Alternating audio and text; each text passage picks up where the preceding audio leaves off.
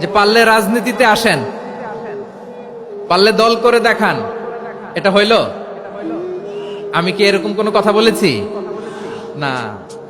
আমি একজন মুফাসসিরে কোরআন, আমি একজন আলেম, এর বাইরেও আমার সবচেয়ে বড় পরিচয় I am a citizen of Bangladesh.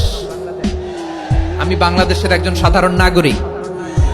আমার দেশের যে কোনো সমস্যা, যে কোনো ইনকনসিস্টেন্সি, অসঙ্গতি নিয়ে মত প্রকাশের স্বাধীনতা আমার আছে না নাই? আপনারাই তো বাক স্বাধীনতার কথা বলেন, ফ্রিডম অফ স্পিচের কথা বলেন, বাক স্বাধীনতার কথা বলেন।